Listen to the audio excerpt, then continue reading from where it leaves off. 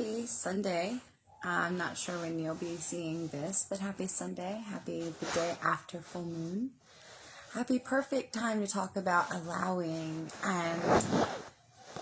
and letting faith be what you're focusing on after you've done that process of asking.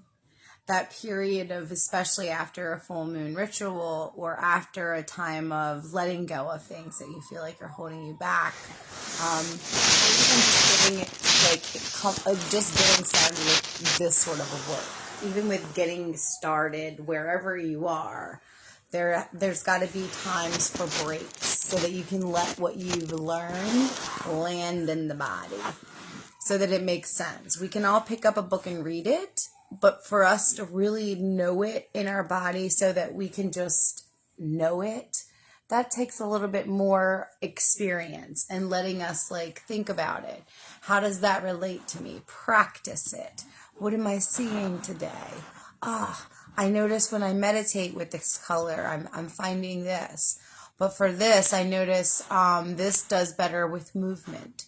Start taking notes about your body. Make your body, your relationship with your self-care, the most important thing that you're doing for a little while. What you're going to find there is a connection to your alignment. Alignment is allowing. Alignment is the feeling of relaxed or better. So at any point that you can find yourself in a relaxed mood, you don't stop doing the things that you're doing. This is just an emotional journey. So you are emotionally relaxed. You're not stressing anymore because you know that you've done the emotional creator work. Yes, you still show up and do your job. Yes, you still take care of your day-to-day things and responsibilities. You still do the laundry. You still walk the dog. Take care of the kids. You do all of those things, but in your mind, you are relaxed because you are waiting for the guidance toward that thing that you're allowing. If you're still busy, thing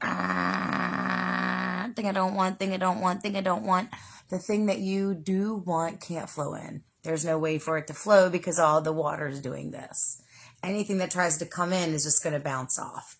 You want calm so that an idea can come. You can do it. You receive the next step. Okay, now there's another step. And in the beginning, these steps, these ideas may not seem at all connected to what you are reaching for, wanting to create. That's where the trust comes in. That's where it's a learning process and a time of getting to know you and you, figuring out what works best for you from this space, what works best for you from this space, what works best from this space. Let it be fun. Let it be an adventure because this really is the connection piece to your inner child. Letting yourself treat yourself like that child, like the most important person to care for, is how you let that trust from your inner child develop. And once you can free up that inner child relationship and those inner child wounds, all those past traumas, whether we know they're there or not, whether we think we've had trauma or abuse at all or not, somewhere in our energy, more likely than not, there are things that we probably could think of or spaces in our life that we would say we're not fully expressed. We're not fully experiencing. Maybe it's, oh my God, we're not feeling as much love as we could allow. We're not allowing as much abundance as I could allow. I'm not allowing as much health as I could allow. I'm making excuses as to why I'm not doing this yet, and maybe that's just saying, maybe today's step is just bringing awareness to something that you want. Maybe it's bringing awareness to something that you want to let go of. It's not actually doing any action more than that. And then the next day you kind of rest in it. A lot of times when we're shifting, we still practice living the same way that we have been, but it's just the mind starts to shift. As we start to notice, I'm choosing to do things best for me. I'm choosing to do things best for me. Once we're looking right at the face of something that we don't actually believe is no longer the best for us, but giving ourselves that full permission to do it, that's when it loses its power. That's when the hold over you of it goes, and you start to kind of get that piece back. That's when the next time it comes up, maybe you don't even consider it. It's not that appealing at all. And eventually whatever it is has lost its power, its emotional control over you. You've gained back your emotional power over that.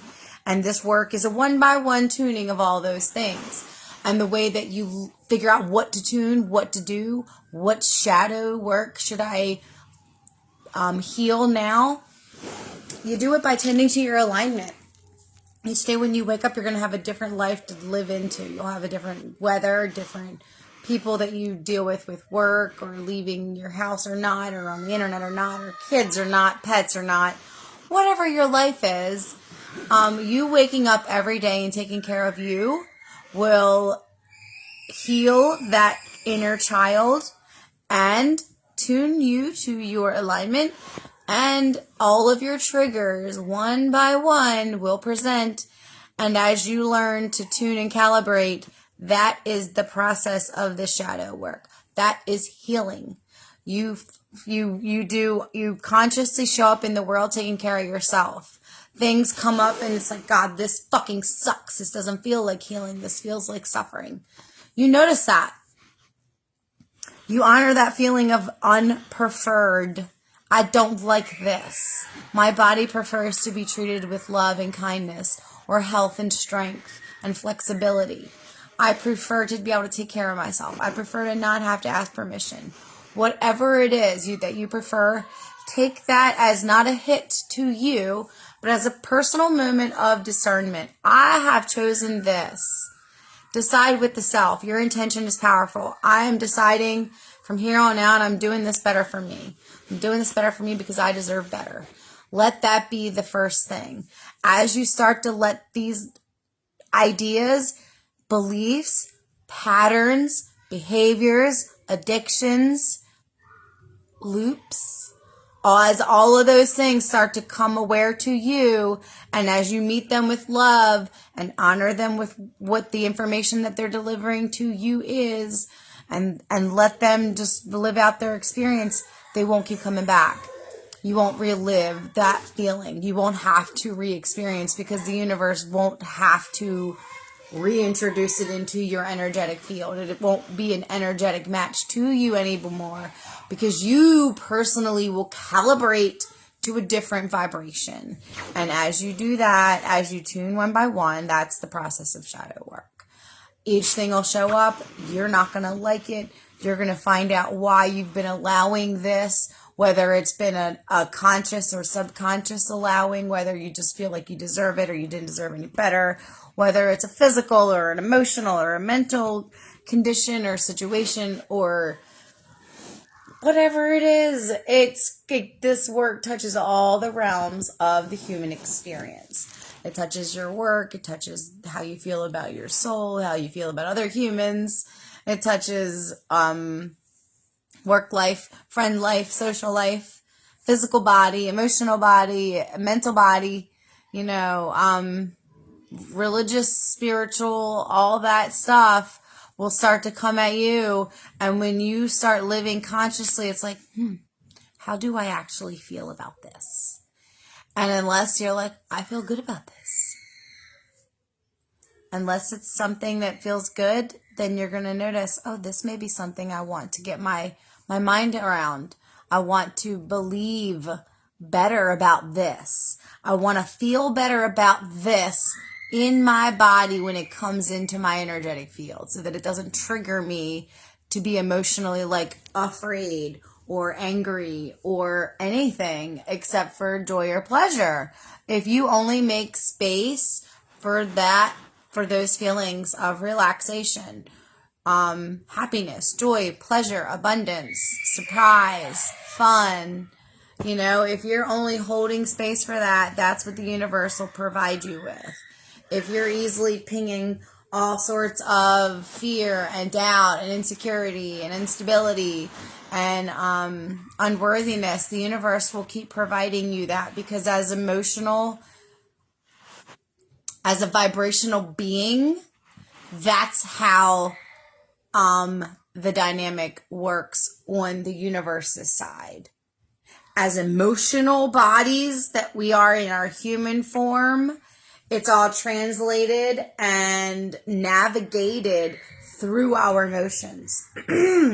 So we feel it, tune our feelings. The universe picks up the vibration, responds with that in kind. You're vibrating love, universe will send you back love. You're vibrating fear, the universe will send you back that. This also gives us a little bit more time to consider our thoughts, our relationship with our thoughts, to understand that thoughts are as real as our hands, and they are as important as our hands, you know? These are another whole world of energies, and they exist in all energies. And like we all exist, we all have a brain and a mind, a thinking mind. Wherever our emotional body is tuned, the thinking mind can pick up thought forms from that vibration. Meaning, if we are tuned into fear and doubt and insecurity, you will pick up other thought forms from humans who are sharing that vibration. If you are tuned into your alignment, you pick up thought forms from your inner being. Does that make sense? If you are tuned into the you or the higher you, if you're taking care of you and your emotional body, you get your thoughts from the source. And sometimes the thoughts from the source are, I'm just going to go get a free soda from the farm store or free fries, because I do this thing with I punch in my phone number, and I swear to beans, when we lived down the street from the farm store, almost every time I went in, I would get free French fries or a free soda. And yes, I know they're not the best things for me, but you know, I have a really great relationship with food and with my body and my physical health. So there are rules and understandings that I have. And soda is allowed in moderation. And French fries are always allowed, because potatoes are just a blessed food. And we love them and welcome them wholeheartedly into our being. So you can start to create all these rules and laws and languages. You tune into your intuition.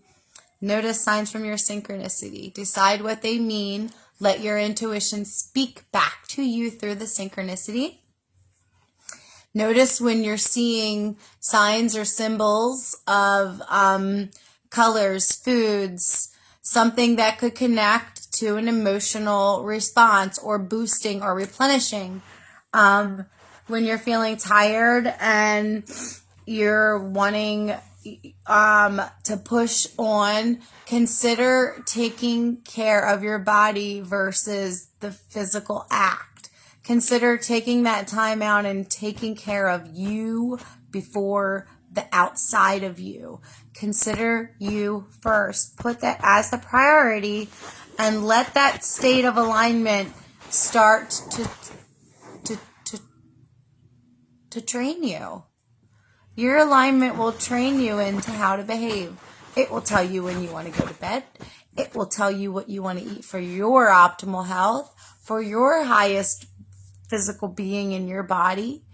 It will tell you the people that you want to call. It will tell you the people that you don't want to call. It will tell you when it's time to take a walk. It will tell you when it's time to go to the bathroom. It will tell you if you want a shower or a bath. It will tell you if you would like tea or coffee. As much as you're allowing that communication and feedback is as much as it will participate in your experience.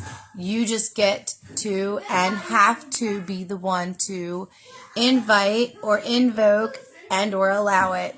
And we do that by tuning into our alignment and just being like, here we are. Make it rain in my alignment. You know, I mean, you can do whatever you want. You don't have to, I never do that. But it just felt right. You know, it's like stepping on in. But in the morning, I do light a candle every morning and purposely invoke and allow my spirits, my guides, my inner being, my source, God, Jesus and pals to work with me and help me on my path to my highest good for that day, for myself and all the people involved with me. Because I know that my alignment serves me and all the people in my life, all of them. I'm her daughter. She's my daughter. She's my darling daughter. All right, darling. I'm going to wrap this up and I'm going to come find you. Bye. Okay. Whoa, go that way. All right, let me finish. Okay. So I'm pretty sure I've covered everything that I wanted to cover about the intro into allowing. That's reaching for alignment every day. Letting go of the asking feeling. I need. Okay, just know that you did it. The idea of allowing is knowing that you did it. If you need to take a break from the asking and you're not sure how, pretend to take an imagination vacation where it's 3 days where you just purposely I'm not going to think about it for 3 days because I'm going to let the vibration calm down so that I can hear a new idea. That's all it is. And sometimes it comes faster and you don't need a whole 3 days. But if you can just commit to that, I'm giving myself 3 days to let my vibe calm down. If you've been all wadded up about it, if it's money, it needs a minute. Chances are you can't just turn and stop fucking freaking out. And sometimes it takes a few days or other things to calm your vibration. And you'll know as soon as that idea comes and it's like, that relief. The relief is your indication that that is your right next best idea. And that's if it's feeling like life or death. That's why you need the imagination vacation, because you cannot hear your answer if you are all like in the problem. If you're all still feeling the stress, the pain, the want. If you're still in the want, you can't have it. You can't allow it if you're still asking. It's, we can't talk and hear at the same time. It's the same thing. You can't ask. You can't have all your hands out and receive it. I guess you could. All right, just bad analogy. Anyway, I believe I'm going to share one more live, and it's just going to be a little bit more on that inner child shadow work. I just want to share a couple of tools for soothing, as some of these things may stir up surprisingly painful memories, surprisingly confusing feelings. I just want to offer a couple of techniques that were super helpful to me. Of course, yoga, everyone probably at this point of the workshop would know that yoga has been the backbone of my healing and wellness journey and recovery and lifelong journey. Like, yoga will always be a staple in my my toolkit as far as it goes. But there are other things that are very helpful and that I probably lean on as much as I would say as I do yoga. And in fact, they are part of my yoga, because there's so many parts of yoga that are not just putting your body in shapes, and even more than meditation. It's how you treat others. It's how you treat your body. SARS, it's how you, our relationship with community and, so on and so on. I'm a bad rememberer of history, but I know it in my heart. I know that there are ways that we can soothe, some of the shadows as they arise, and they will. But each time that you have this new realization of, wow, that's been fucking with me for X amount of moments, X amount of years from some of us, decades for some of us. Once you can get past that, it's like, whoa. Once you let yourself experience one or two of those, like, wow, you start to get a little bit of a taste of this, and it's enough to keep you going. It's worth it enough to keep reaching for more alignment and more understanding, more realization, more self-love. because it just keeps shining back to you that this is worth more. Okay, I'm gonna go. Have a wonderful day. Have a great Sunday, and I will see you soon. Please feel free to leave any questions, whether they're here or in a message, or in a post, whatever feels right to you. Thanks for letting me share this work and this time. Bye.